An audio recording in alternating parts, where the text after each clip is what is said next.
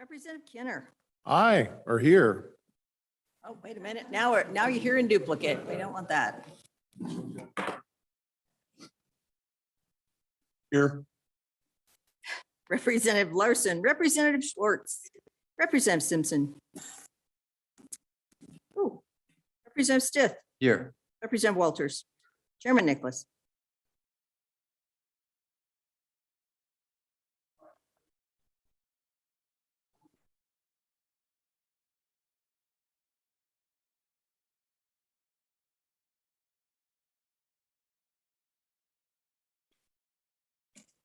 First thing we'll do is, we've got some members that will be coming and going on various other committees that are going on. So we're not sure how far we'll get to on our agenda today. But with that, we'll take public testimony on Senate File 66. All right, anyone come up? You have questions or presentations?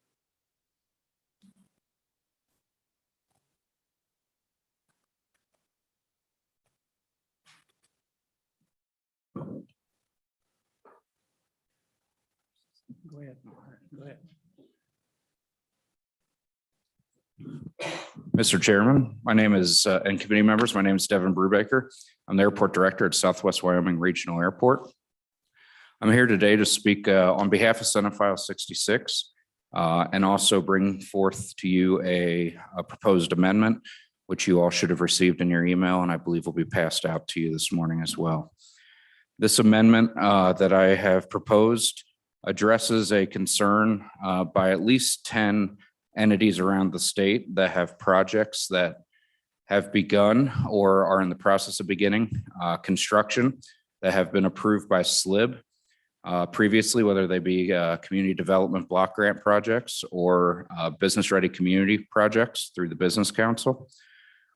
Specifically to Southwest Wyoming Regional Airport, we have a $19.5 million project, or what was a $19.5 million terminal project that has grown due to cost inflations and challenges that we've been facing to nearly $20.9 million.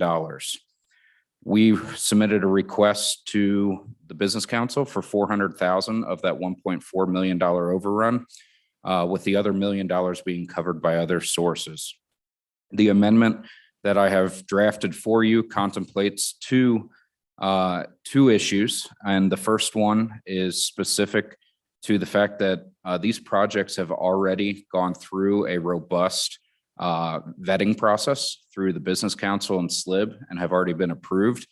And so it would be my interest and many others' interest to ensure that we don't have to go back through that lengthy process again to request funding. And we're speaking specifically to the $50 million pots, both for the local government and then the other $50 million pot for the water and wastewater treatment. We want to avoid the issue of going through what amounts to about a 6-month application process through the SLIB right now. We'd like to avoid that if at all possible. So part of the amendment language would require the State Lands and Investment Board to offer a streamlined application process for those projects. And then the other part of the amendment would require a priority allocation to those projects. Now, I know in some of my conversations with some of the committee members here, there's been a concern of why doesn't the local community just pay for that amount? Why is it the state's responsibility? And I would argue that many of these projects are already very well leveraged with local dollars, specifically our project at $20 million. Only 16% of it is covered by Business Council funds when the regular match for that is only 10%. So we're offering 84% of that cost, and that's specific to our project. So the amendment that I have written and put before you addresses both footnotes, I believe it's 17 and 18 for the water and the wastewater, which is, I believe, 18, and then the local government pot, which is, I believe, footnote 17. Very similar language to in both amendments. The language, if it's all right, Mr. Chairman, to just read these amendments, is that all right with you? I don't think you need to read through it. We have it in front of us. Okay, perfect. So that these amendments address both of those concerns on these projects. And I believe we have some other members from around the state that have some impacted projects. We just want to avoid further cost increases. So, if we slow this process any further, having to apply for that pot of $50 million, we're going to continue to see more and more cost increases. And as I said earlier, I really think that these local communities have already put quite a bit of skin in the game. And that's why we're coming and asking for ARPA direct dollars for this specific purpose. So I'd be happy to answer any questions from the committee. Any questions? Go ahead. So I guess I have a couple of questions. The locals have received ARPA dollars as well, That is correct. and they could use those ARPA dollars to satisfy that shortfall. Has there been a conversation that those perhaps be used first and then the shortfall then be applied for? Are there conditions? I guess what I'm trying to wonder here is what should we expect the locals to do prior to coming back? The cost overruns may or may not all be attributed to inflation. You know, there's other mitigating circumstances. And so, you know, what efforts have they made to value engineer? What efforts have they made to secure loans from a conventional institution? Should those be things that should be considered prior to coming to the state to fill the shortfall? Mr. Chairman, Representative Larson, I would say 100%. I can speak specifically to our project in Sweetwater County. We have gone through an extensive value engineering process. As I stated earlier, our total overrun is $1.4 million, and we are working to cover the other million of this with other sources of funding, both locally and from our federal partners. That's leaving that $400,000 pot. So I can speak specifically once again to our project, where we have gone through that process and are taking a very responsible approach to ensuring that we're not just coming and asking for a blank check from the state. It's really important to, at least my organization, that we don't do that. I can't speak for the other projects, but I would say that in my opinion, SLIB should take those things into consideration when these applications do come forth. Just because there's a priority consideration doesn't mean it's a guaranteed consideration. It just means that they will be considered, and whatever requirements are set forth by SLIB, I believe the language in the bill already allows SLIB to establish rules and requirements. So that I think that could be clarified in that rulemaking process. Thank you. So I'm not sure that it's our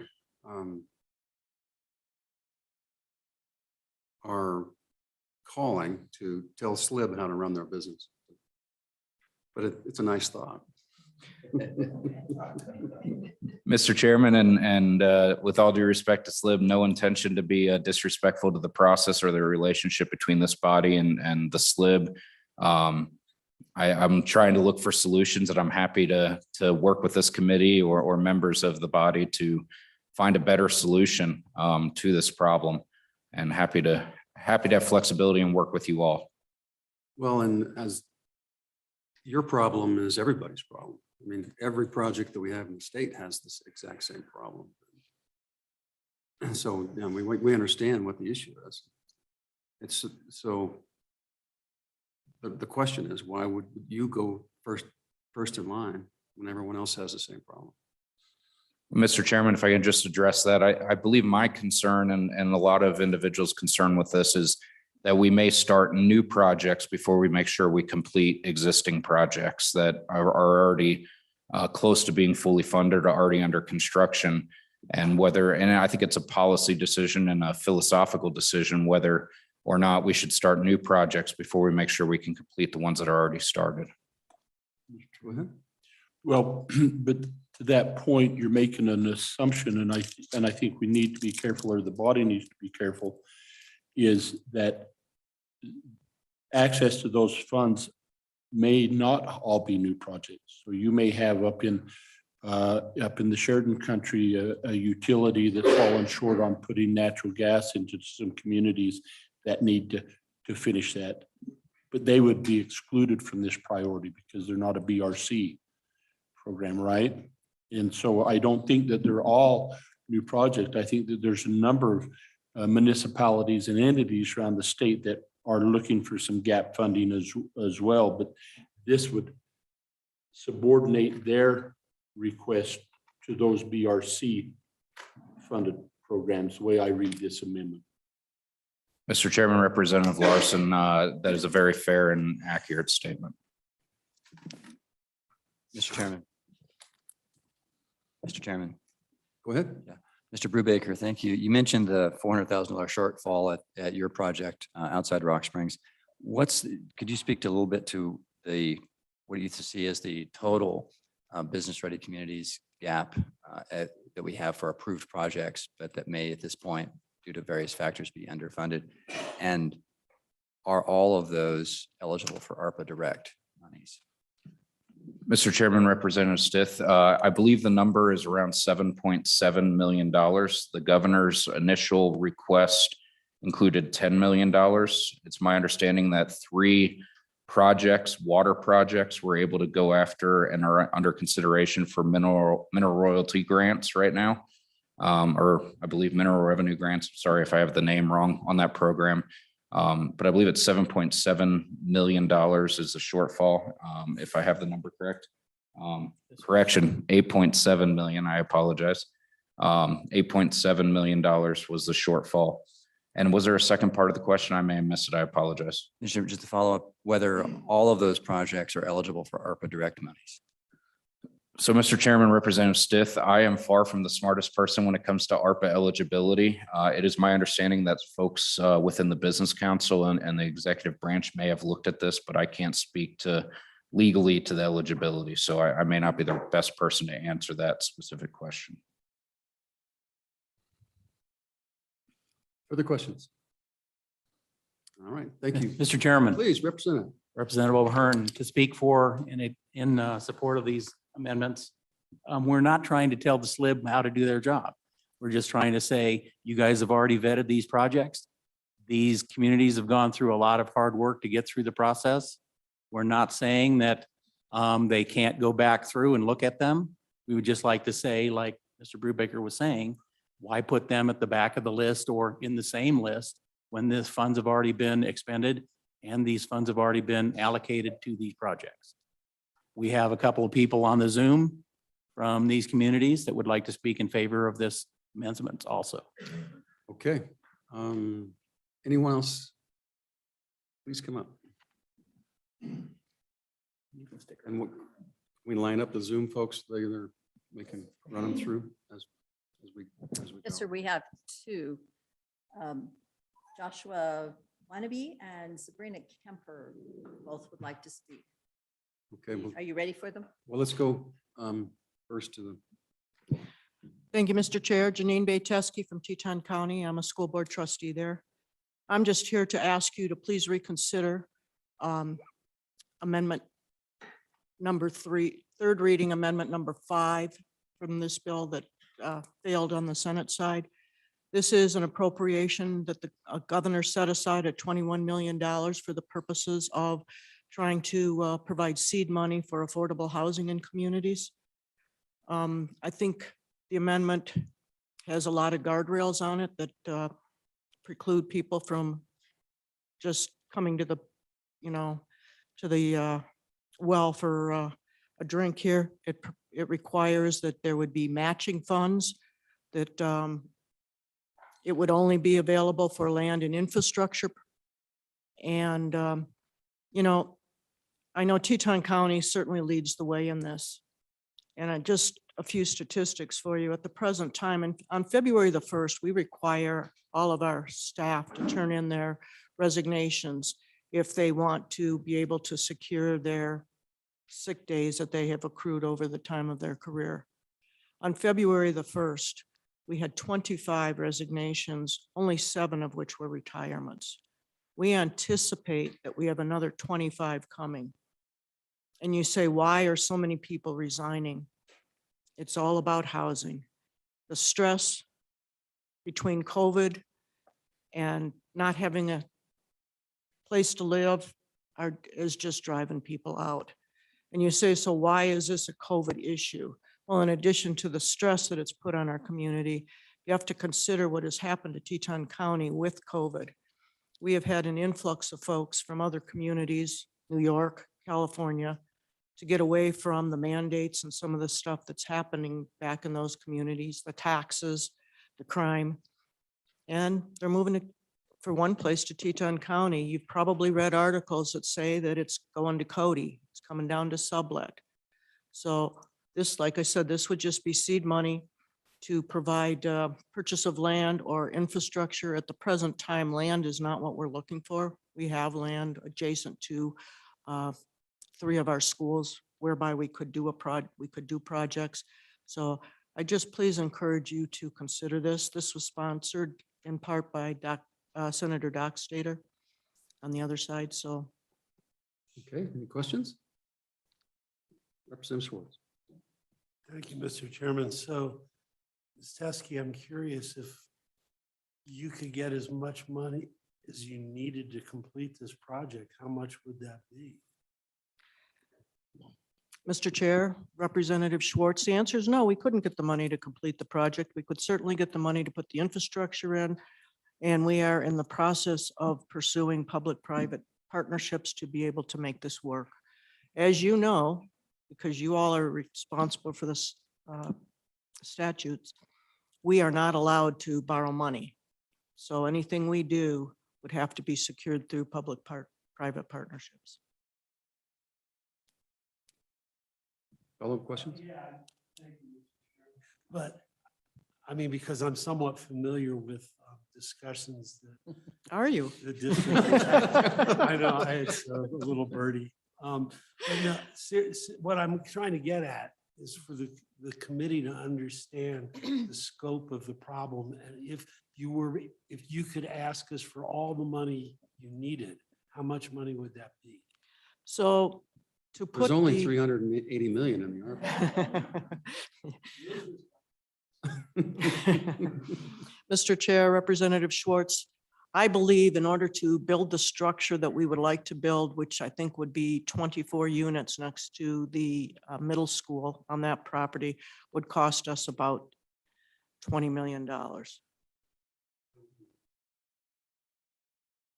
Okay, further questions? We also, Mr. Chair, just for reference, we also have property adjacent to where YDOT wants to build down south of town, which we will be considering also as a public-private partnership in the future. But thank you. I think you need to have the. Okay, let's go to our Zoom folks.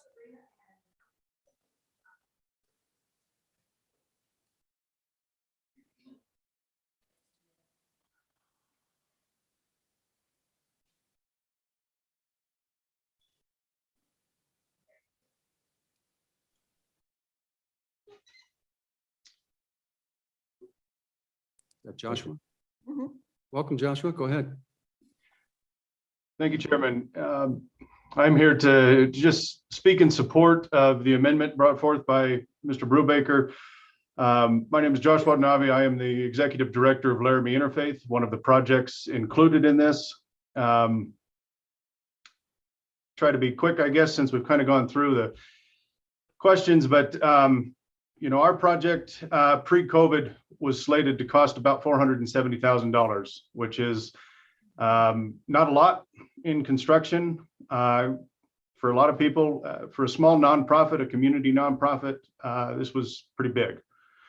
We received $500,000 through the Community Development Block Grant. We were to provide our match through additional needs and equipment in the building. Post-COVID, our first bid with the city returned a bid of about $750,000. We rejected that bid and spent the next 4 months figuring out how to cut costs, talking to contractors, figuring out how to, you know, make this come down in price to address the issues of the supply chain, of COVID, of whatever they were facing that was driving costs up. Our project still has a shortfall of about $187,000. In support of this project, we already went to the community and ran a very successful capital campaign. This raised a little over $200,000 out of the community. This is by far our biggest fundraiser in our history. Those funds have been committed to the project, to the next phase of the project, where we need to figure out how to make the new space work with the existing space. The urgency behind this and our need is that we are moving through construction. We have bills due with the city. As Mr. Brubaker spoke, the process of going back through SLIB and adding 6 months to this, if we hope to do this, would just delay our project for the rest of the year, potentially. My organization is the largest food pantry in Albany County. We also have a food pantry out in Rock River. We are working with the state on the emergency rental assistance program. We provide housing assistance. We're serving our low-income community here as best we can, and that need continues to rise because of COVID, because of all of the other issues. We are stretched, and we are trying to meet that rising need by adding this additional space, by bringing more food into our community, by giving our staff the places to work, members of our community the privacy they need to have those conversations and to get that assistance through the state. The impetus behind the CDBG projects is to especially address the low income folks and to build resilient communities. I know that this is, there's a lot of people asking for a lot of money, but what we're facing is directly because of COVID. And I do hope that you'll support this. Thank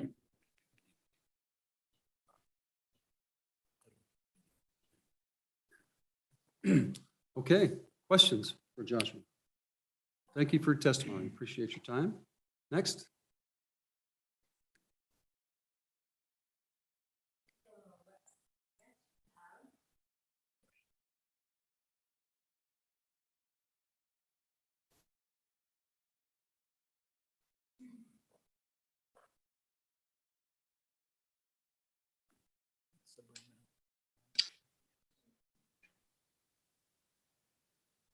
Hello, Sabrina. Welcome. Thank you, Mr. Chairman and committee members. Thanks for having us today. We appreciate you considering this bill, and we hope that you consider it favorably. We just wanted to kind of give you a little bit of an overview of our two projects. We actually have two on this list. One is a finished water storage tank. For our community, we only have one storage tank, and it is 41 years old this year. When it was built, I don't know that it was anticipated that our community would grow such. And we are, according to the Economic Analysis Division, the second fastest growing community in Wyoming. So this tank is in need of being removed from service so that it can have extensive repairs on it. Our original estimate on the tank was $531,000. Our next estimate, after going through the motions of getting the design and engineering, we have an estimate from January of 22, so just last month, of $1.369 million. So it's over $840,000 more, and most of that's all coming from materials and the increases that COVID has forced on that. Our other project is a riverfront development project, which in Mills, in the city of Mills, we don't have a downtown area. So this was going to be kind of our downtown area and be more of a community. And this project is currently, we've sent information to FEMA because it's on the river. So we want to make sure that the buildings are built up to where they're out of the flood zone. So we have started this project. Both of these projects are under consideration for increased funding. We have, with our water storage tank, applied for MRG funds through SLIB to try and have another avenue for getting funds to finish this water storage tank. The storage tank does provide water to about 4,500 residents, but also businesses, because we're a pretty big business community in the whole Casper area. Mills has a lot of manufacturing businesses in our community, so it provides the water to a lot of places. So we hope that you favorably support the amendment and the bill, and I would entertain any questions. Okay, Representative Stiff. Mr. Chairman, ma'am, I just have a question about the current status. Is this a completely a new proposed project, or is this a project that was previously approved under some other program? And I guess if it's a new program, if it's a new project, that's great. But it seems like we've got a couple of different bills that would perhaps take care of your issue. Mr. Chairman, Representative Stiff, these are both older projects. The water storage tank was a CDBG grant that was approved. We got the notice to proceed in September of 2020.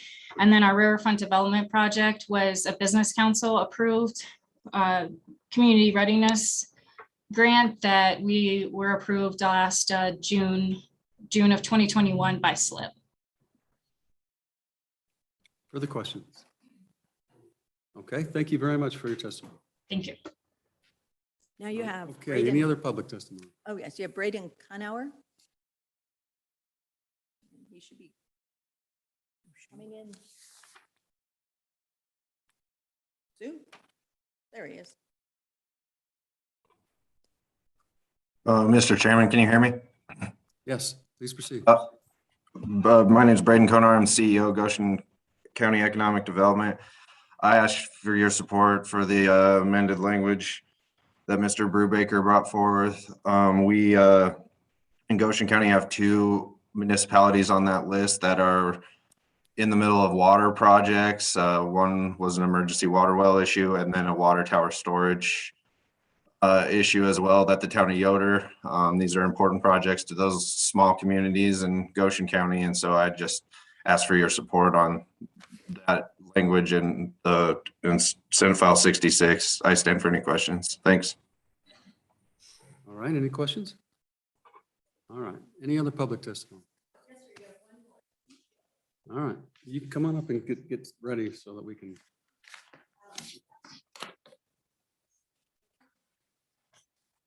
Go ahead, Mary.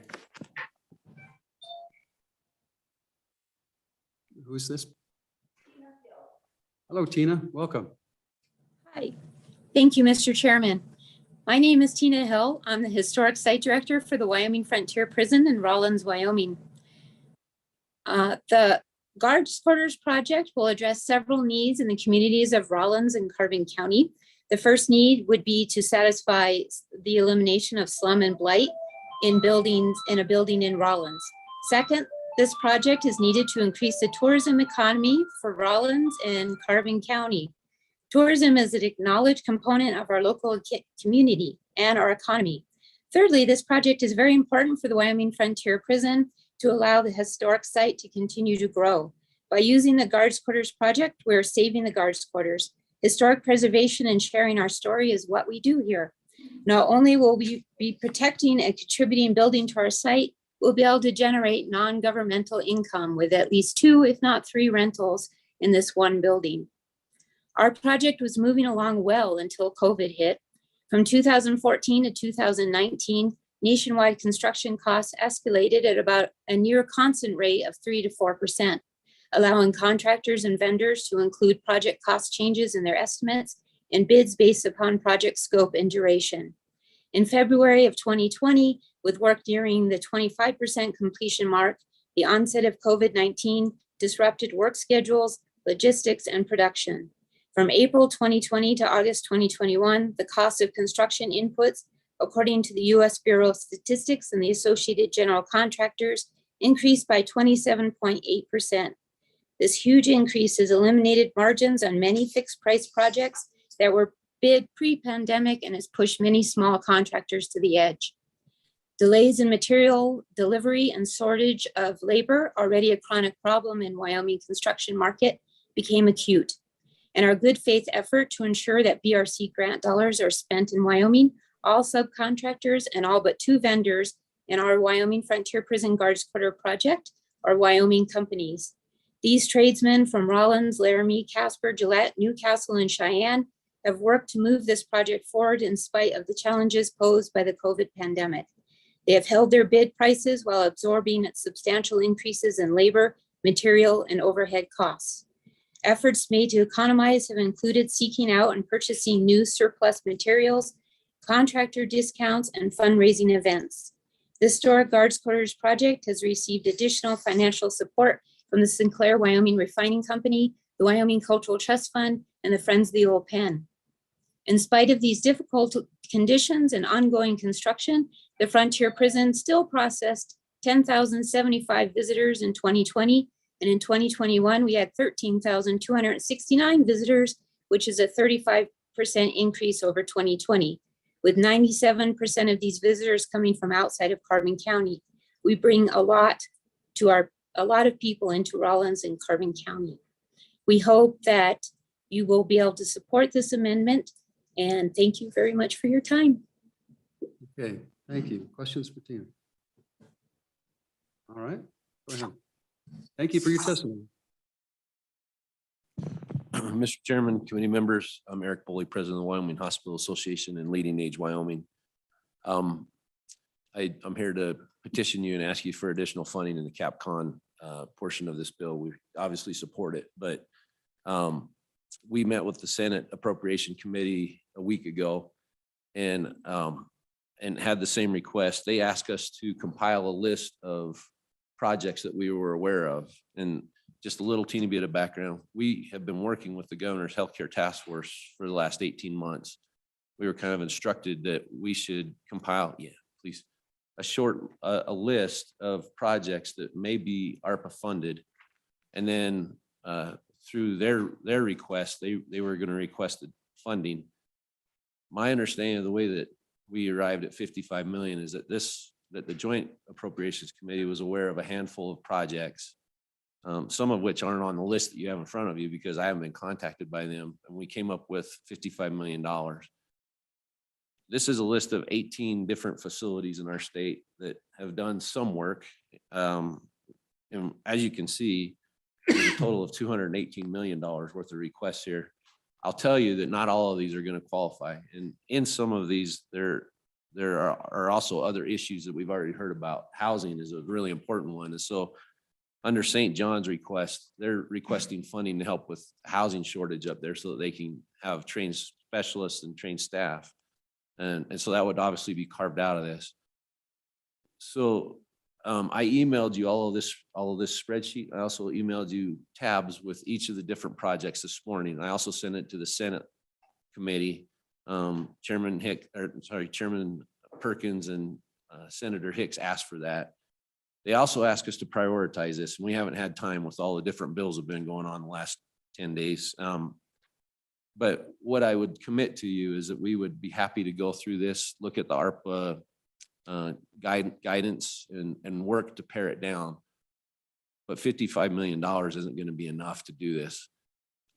What's out there. CARES funding was a great thing for us, and we were able to do a lot of great projects, but there was a very short timetable with using CARES funding. And so there were some projects that were laid back because we just couldn't get everything done and get those completed in time to have CARES funding used.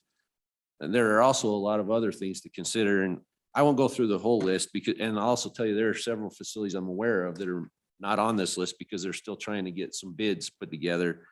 But one in particular is Memorial Hospital of Carbon County. That hospital, they're planning on building a new facility, and for good reason. That building's been struck by lightning. It was actually during one of our legislative sessions. It fried the entire electrical system, elevators, surgical equipment. It's a building that was built in the 60s, I believe. And they had cast pipes that burst at one point and flooded most of the facility. So they've been band-aiding that facility for a period of time. They're planning on new construction, and I think that there might be some use for ARPA funding to help them with that process. I think you're aware of Crook County, that there may be something going on up there. To date, I don't have any quotes from them on what they're looking at, but I understand it's pretty substantial. And then South Lincoln isn't included on the list, but they have submitted specific projects with no money attached to it. So we sent it back to them and said, we need some quotes. And as I looked at the list, there are some of those that I don't think would qualify for ARPA funding, but there are some that are really important, like replacing the roof and having a new air handling unit put in. So I would ask for your favorable consideration in adding some additional funding. The other thing I'll also tell you is we're in favor of this going through the SLIB. I think that's important because there are going to be some tough decisions that need to be made. The CARES funding that we worked with the SLIB on, I think was a successful program. It was difficult because we had some really long meetings, 15 hours at times, and our elected officials were there. But we got some great things done with CARES, and I think working together, we can do some great things with ARPA funding. I think at a minimum, though, I would ask you to include maybe 30 million additional dollars in this, which is barely what we spent in CARES funding 2 years ago, and we got very few of the projects that we could have got done then. I would also say some of these are shovel-ready projects. They're ready to go to work. And if you look at the multiplier effect, what it does in the economy with those funds moving in those economies, it's going to stimulate those different communities and those economies, and it's going to prepare our healthcare facilities now and into the future.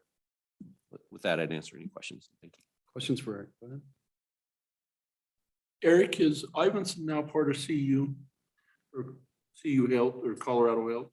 Mr. Chairman, Representative Larson, no, they have a management agreement. So the CEO of the hospital is a UC and an Ivanson Memorial employee. They're employed by both, but that's the only affiliation they have. Thank you. Other questions? Mr. Representative Chairman, Stitt. Mr. Boley, is there a version of this spreadsheet that would describe what these projects are? I'm right, 'cause I see the list and thank you, but to me, they're just names and numbers. I can't tell what it really is. Yeah, Mr. Chairman, Representative Stith, I emailed you this morning. We were working on it late into the night. There's a tab for each of those projects with a description of each of them. Further questions? Well, I can't believe you only asked for 218 million. Mr. Chairman, I'm happy to ask for more, but I don't want to get thrown out of here. Okay. All right. Thank you, Eric. Thank you. Appreciate your testimony. Okay. Mr. Chairman, Eric, before you leave, so I've got your spreadsheet and so carbon's not on here and a few of the others, right? So you're gonna update that and get that to us? Mr. Chairman, Representative Larson, yeah, we've been updating it almost every hour as we get more in. And I've been in contact with Carbon. They're just trying to put together some figures that could be submitted that would make some sense and put together proposals. Yeah, we'll update it and send it to you each time we do an Thank you. update. Okay, appreciate it. Welcome. Go ahead. Thank you, Mr. Chairman. Jody Levin with Charter Communications. I'll try to be very brief in my comments. I'm speaking this morning on the language beginning on page 13, lines 8 through 23, and page 14, lines 1 through 5. This was a third reading amendment in the Senate regarding the broadband funding. Mr. Chairman, I've been following this committee's discussion on broadband very closely. And I hear the committee loud and clear when you say there's a lot of money coming and you want carriers to have skin in the game. My client actually agrees with that. They believe that that's a way that you ensure not only that dollars are used to the greatest extent possible, but that projects will actually go all the way through to completion and will benefit Wyoming customers. The concern with the language that was put on in the Senate by my client is they believe that this is going to be a disincentive. So you're asking carriers to put skin in the game, but the language in lines 11 through 17 expressly makes overbuilding a priority. And that is a concern to my client. And they believe that what that will cause is it will cause you to reevaluate projects and whether you want to actually invest in Wyoming if there's a threat that the state will then come in and fund a project with your competitor, subsidize them to compete against you. And so we'd ask that you strip this language on both pages in its entirety. There is certainly time to work on some parameters if you feel that there is a need to put some specification around how these funds are used, but we really do believe that this is inconsistent with the goals of the federal act. Okay. Questions? Thank you, Mr. Chairman. Okay, thank you. Liz, go ahead. I was so close. Mr. Chairman, I was so Go ahead, close. I apologize. Jody, could you, just so I'm on the same sheet of music here with you, is this the Senate third reading amendment number 6? Yes. Okay. And do you object to that because there might be municipalities who might use these funds? Is that the basic objection? Mr. Chairman, Representative Stith, certainly under the federal act, municipalities, local governments will be considered an eligible entity. in Wyoming, we have a very strong track record of supporting the private sector. The pie is very small in Wyoming. And so the moment you have local governments starting to compete against industry, again, it becomes a disincentive for investment. The concern specifically with the language in subparagraph A is that this language is having the business council prioritize projects that can lead to overbuilding. And so, my client goes in, they invest significant amounts of money in Wyoming 2 years ago. I think actually, Mr. Chairman, 3 years ago, one project alone was $12 million to upgrade facilities in Newcastle. And now you could have a project that comes in and overbuilds that. And I think that's the wrong message to send to industry when you're asking them to invest in your state.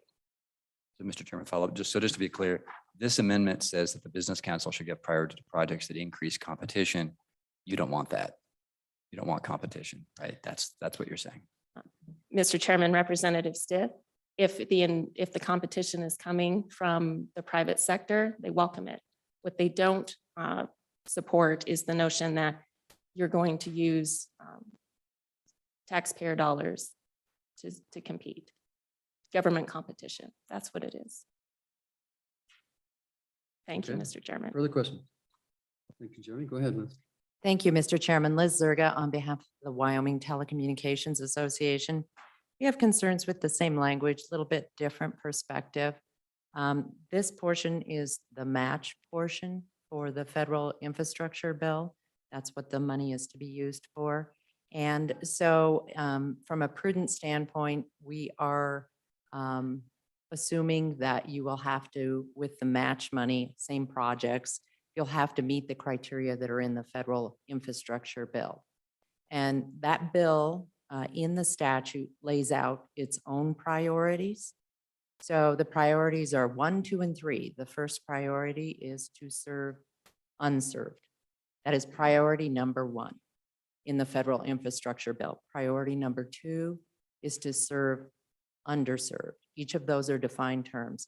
And then the third priority is to serve anchor institutions. So that's the federal law that you're matching.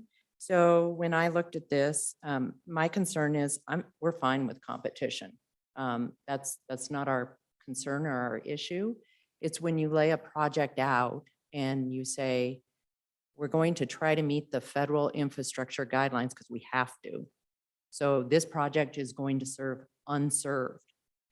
Meanwhile, another project proposal comes in and let's say it's underserved, but it would have more competition because that's what the state statute is saying. What do you do? If you're the Wyoming Business Council, the state is telling you your priority number 1 is pick the one that has more competition, but the federal money is saying pick the unserved. That's what you have to do. So that's our concern with that language. So we, for different reasons, support the same amendment that the charter is proposing, is to take that piece out. And I'd be happy to stand for any questions on that. Questions for Ms. Zerga? All right, appreciate your comments. Nick, go ahead. Mr. Chairman, Nick Agopian, I represent Visionary Broadband, a Gillette-based internet provider here in Wyoming. I would echo the comments that came from the 2 previous speakers, directing your attention to page 13. Visionary was more focused on lines 19 through 23. And then on the top of page 14, lines 1 through 5, specific to the middle mile projects. It's my understanding that as most of these middle mile projects will run alongside of the highway. And we've confirmed that as part of our right-of-way permits. It's my understanding that we're required to put extra space and allow other providers in that right-of-way. The part that's most concerning really is bringing the broadband industry, which isn't regulated specifically in this state, in front of the PSC for to determine this, reasonable rate. And so that's really where our focus is on accidentally bringing in a huge industry that is going to see a lot of investment over the next several years. The state's going to be investing in it and accidentally regulating them under the putting them under the PSCC or the PSC with these 5 lines here in the bill. The thing that wasn't mentioned, I think that the committee has heard from as well, is looking at page 18, where there's the priorities associated, prioritizing projects for libraries. I think the committee has something that they've heard from others and is ready to do there. We agree with the concerns about prioritizing those over all other projects. And with that, I would stand for any questions. Any questions for Nick? Appreciate your comments. Okay. Next. Good morning, Mr. Chairman, members of the committee. My name is Dave Pickard. I represent Lumen, which is the parent company of CenturyLink. And I'm not going to repeat what was said by the 3 previous presenters, but we support the removal of that language as well.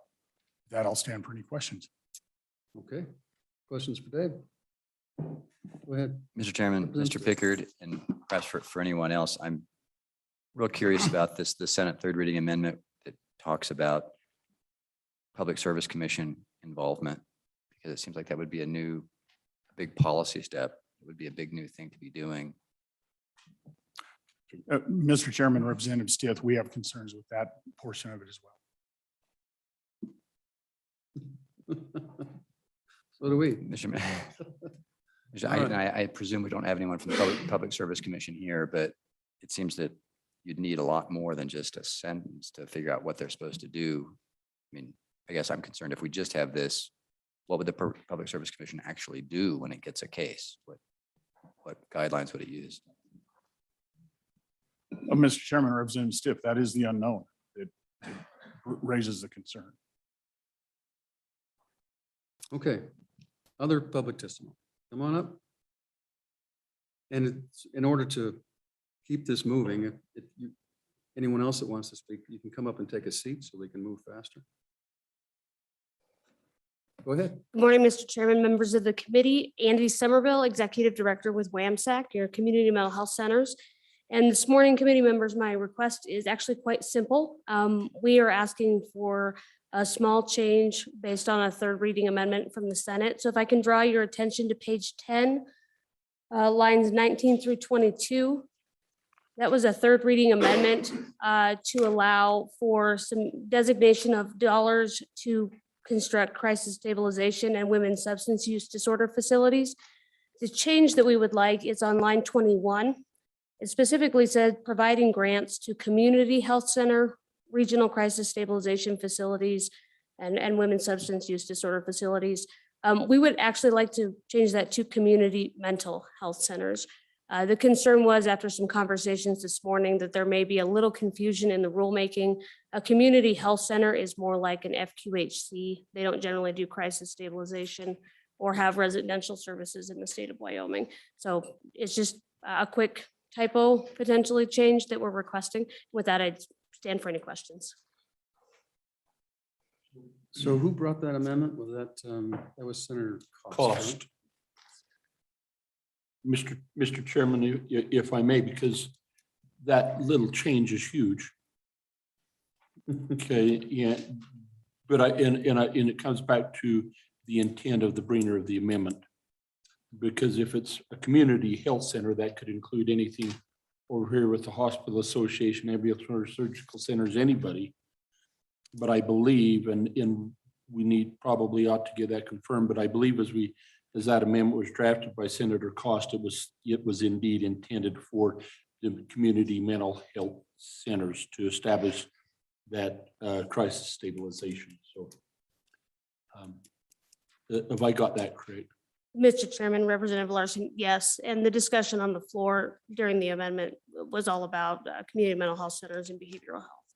But I would be happy to confirm that again with Senator Cost and have him send some communication. Okay, appreciate your comments. Thank you. Anybody else? Any other public comment? All right. Anything else on anyone online? Okay, we'll close public comment. Committee, what's your pleasure? Moved by Representative Walters, seconded by Representative Larson. Discussion. So Obviously, there's quite a bit in front of us. I'm thinking that the likelihood that we're going to kick this bill out between now and 10 o'clock is pretty slim. And it's going to, from what I see, it's going to take a little bit of homework. So, so let's take amendments to it and what we want to do, but I don't think we'll vote on the bill before 10 o'clock. Just so you all know what our game plan is, and you know what my game plan is. All right, go ahead, please. Mr. Chairman, just because it's freshest, is I'd ask the committee to look at page 10, line 21, and Mary Lee, I would delete health and insert mental so that it reads community mental health centers. You don't delete health, you just insert. Oh, that's, mental we in just, between that's community. right. Thank you. Just to insert mental. Move to second. Any further discussion?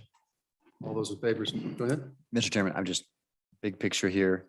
Does that more closely correspond with what the purpose and intent of the amendment was? Is that the idea? Okay. All those in favor say aye. Aye. Those opposed, that motion carries. Further amendments. So I think the land, we have the amendments in front of us. Do we have a motion to delete the land and amendment? Mr. Chairman, Go ahead. I would make a motion to delete the land and amendment, which appears on page 18, starting in line 6.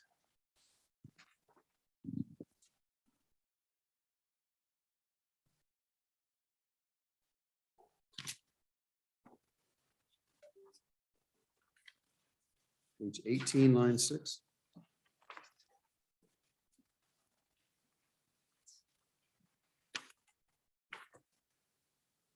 Mr. Chairman, that is Senate third reading amendment number 9 that's in our packets. Second. Move in second in discussion. I'm looking at the land and amendment. You said page 18. Mr. Chairman, it's in the engrossed copy. It'll show up on page 18, I believe it is, in the original version, which is what the amendment pages reference. So what line does it begin on? On page 18.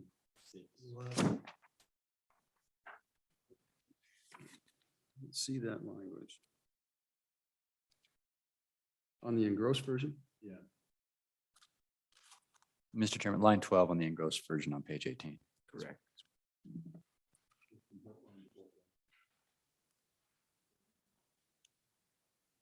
The terms.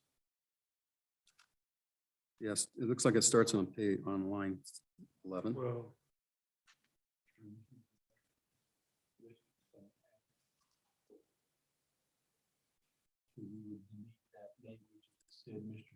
In expending. Does everyone understand the motion? So, Mary Lee, go to page 18 on the engrossed, line 12, after subsection after Rescue Plan Act, period. Then delete in the rest of the sentence, and then the next, and then delete through line 15. Is that accurate, everybody? Yes. And so the reason we're doing this is that this amendment was brought before with the assumption that the broadband bill was going to in itself direct. So it was reprioritizing because the broadband was already taken care of in a different bill. And so since that's probably not going to be the case, we need to delete this language. Does everyone understand that? So on the motion, all those in favor say aye. Aye. Those opposed, that motion carries. Any other motions? Mr. Chairman, I'll pass it out now. I have one. Okay.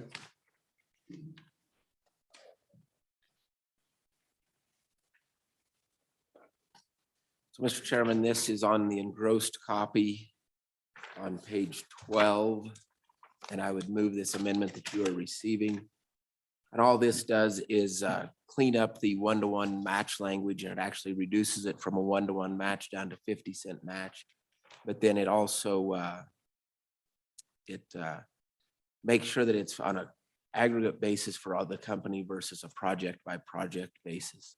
And then it allows for maintenance to be maintenance of the project to also be eligible to apply to that match. And so really this is just still requires the skin in the game, but makes it a little more clear as to what we were intending. Move the second. And I would make a technical correction in this amendment on, it's in front of you on line 9 of the amendment. After footnote, it says shall include, and that should be a may include. Okay, further discussion on the amendment. Mr. Chairman, Go ahead. question. Representative. So if I understand it correctly, when I make this proposal, I'm in the private sector. I can pick a number for how much maintenance I think I'm going to do for the 3 years after the project is built. And that gets to count as my matching commitment. Is that right? But I'm not really obligated to actually do it. Or am I? I mean, Mr. Chairman, the intent would be if you use that as your match, you would be committed to doing the maintenance as well. And so the purpose is so that a company doesn't put a fiber line out to the middle of nowhere to one ranch house, realize that it's not, doesn't have a very good ROI. And when it fails, then they don't do any maintenance. Yet the project was paid for in part with state and federal dollars. And so this is a commitment saying that at least for the first 3 years, they would make sure that line was maintained. And they would know the cost of maintaining a mile of line or a foot of line, however they do that. and Mr. Chairman, that seems to go to the larger point of we don't want them to just build stuff and walk away. We actually want them to provide service at a reasonable rate and actually provide the service instead of just taking the money and saying goodbye. So I support this amendment. I think that's great. We may need something additional, I think, on the performance side of things. So, yeah, I've got the same question. If you, in a little bit other context, if you include a future maintenance commitment, do you have to sign a contract? Just giving a commitment doesn't have any legal enforceability. I'm not sure that. And how would you quantify it in terms of dollars over time? Mr. Chairman, I think that is the details that the granting entity would work out with that particular company in terms of requiring them at that time to, whether it be a signed agreement or what they would do. But I don't think that's something for us to get into that level of detail, how we would make sure those contracts flow out, as we don't get into that level of detail currently.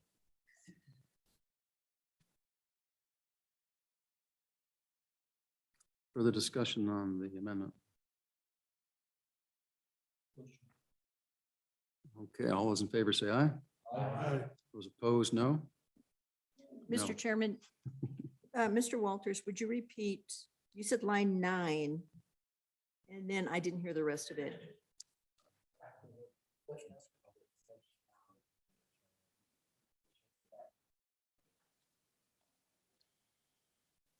Line 10 has a shall on the engrossed copy. No, we're on the amendment. The written.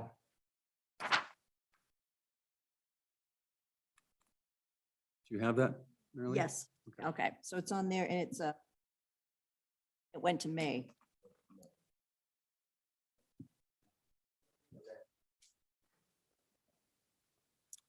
Okay, and I think I was the only no vote. on that. So that amendment passes. Mr. Chairman. Go ahead. So, Mr. Chairman, and if I get a second, I'll explain, but I would go to page 13, starting on line 4, at the end of that sentence, where it's, the new sentence starts with matching, delete.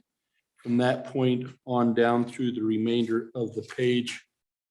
Then on page 14, carry that over through page 5 and If I get a second, I'll explain. Second.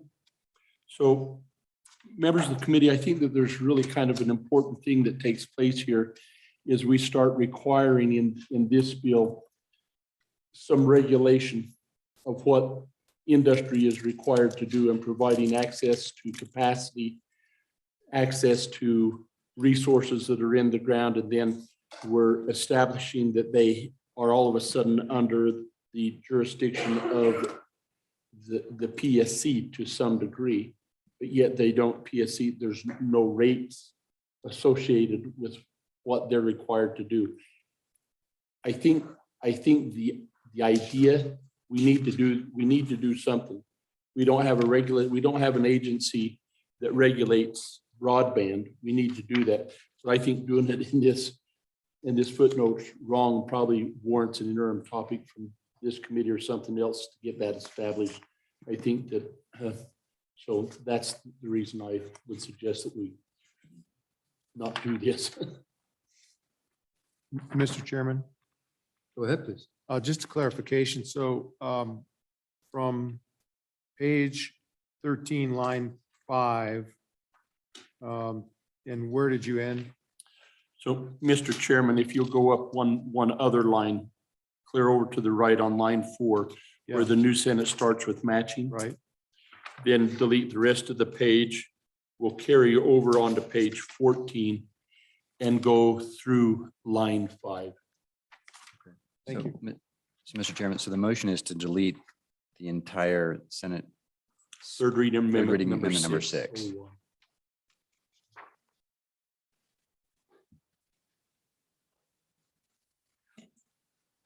Further discussion on the motion?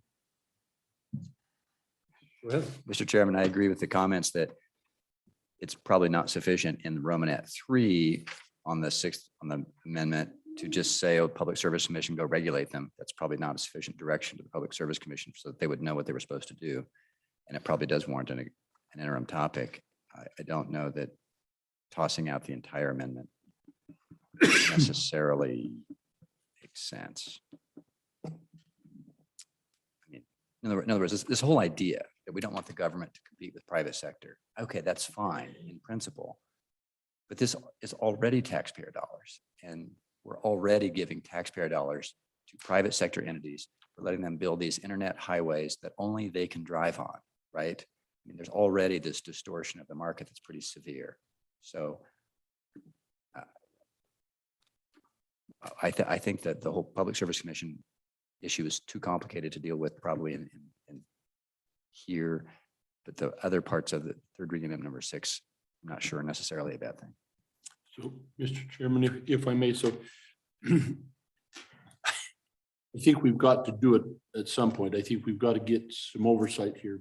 But in this bill where the Business Council is going to tell them that they have to have reasonable overlap of existing broadband infrastructure, what does that mean? Who's going to develop those rules, and when are we going to get that out before it starts impeding putting the infrastructure in? If you go down to Romanet 3, where we're going to require the middle mile broadband project recipients to allow last mile broadband providers to access those middleman conduits. I mean, that whole concept is just a little, there's a lot of implications that come with that I think require a lot more definition and regulation than just saying it in this bill. Makes me real. If I were on that side, it'd make me anxious as a cat. How anxious is a cat? Cats they don't make anything more anxious than a cat. Okay. Okay, further discussion on the motion. All those in favor say aye. Aye. Those opposed? That motion carries.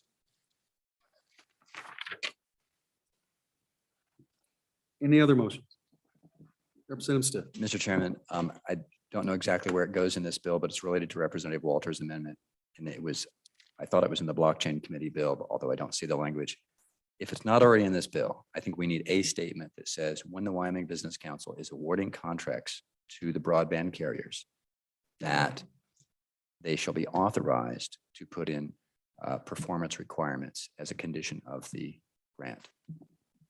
I don't have exact language for that, but I think that concept needs to be in this bill somewhere. So because we're not going to vote on this bill before 10 o'clock, why don't you put that together and then bring it back when we.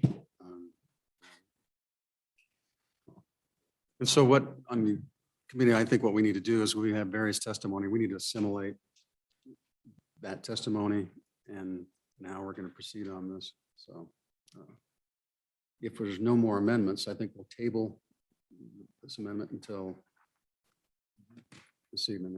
And my guess is, my preference is that we either meet this evening on adjournment or in the morning. Does the committee have a preference? I like the morning. Morning would be better. Okay. So what's our morning look like? And is this room available? Okay. Rennie, do you have any comments? No? All right. Anybody else? On this particular bill? All right, so we'll table this bill for now. Let's move to the Fire A. Oh. We can kick this out. Where's everyone going? Where are y'all going? Which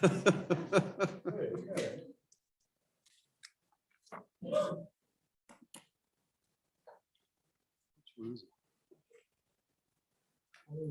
39. 39.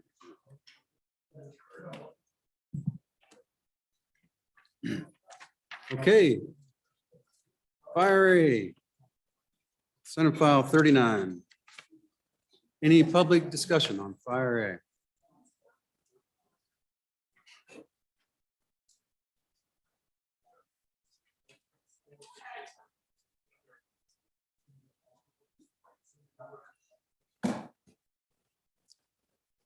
So public discussion on Fire A. Anyone that wants to testify on for or against this? Lenny, come on up, have a seat.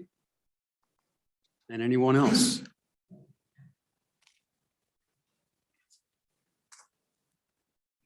Go ahead. Mr. Chairman, Representative Lanny Applegate, representing the Wyoming Fire Chiefs Association. And our word's pretty simple. We support the bill as presented. Thank you for your comments. We appreciate it. Yeah. Any other public comments? So this is, we're not going to amend or do anything with this bill. It's obviously because it came out of this committee. Well, Mr. Chairman. Actually, Well, with one minor amendment, yeah, so. Any other public comment? Okay, we'll close public comment. Motion on the bill. Moved by Representative Second. Walters, second by Representative Kinner. Amendments, go ahead, Representative thank you, Mr. Schwartz. Chairman. I sent you an email Yeah, I with saw that it. proposed amendment. It might be printing now, but on what the amendment does, it's on page 7 after line 21 in definitions. It adds a section that says surviving spouse shall not include any person who was first married to a paid fireman or retired fireman on or after April 1st, 2022.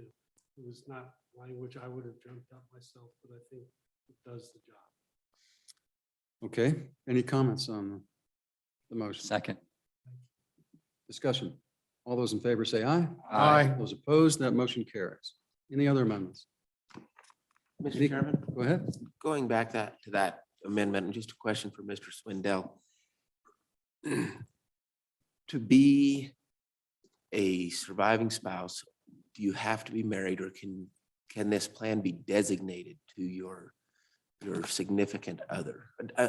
Point being, are we covering the fact that we don't want anyone new coming into this plan, period? Mr. Chairman, Representative Walters, I believe the amendment does adequately address that issue.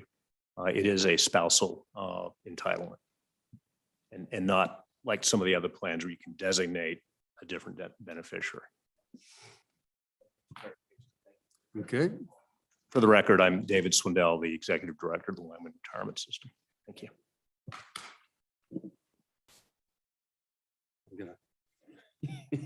Okay, further comments?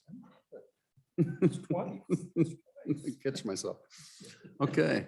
Any other amendments? Any other discussion? Question? Question being called, roll call. amended. Representative Kinner, Aye. Representative Larson, Aye. Representative Schwartz, Aye. Representative Simpson, Aye. Representative Stith, Aye. Representative Walters, Chairman Nicholas. Aye. All ayes.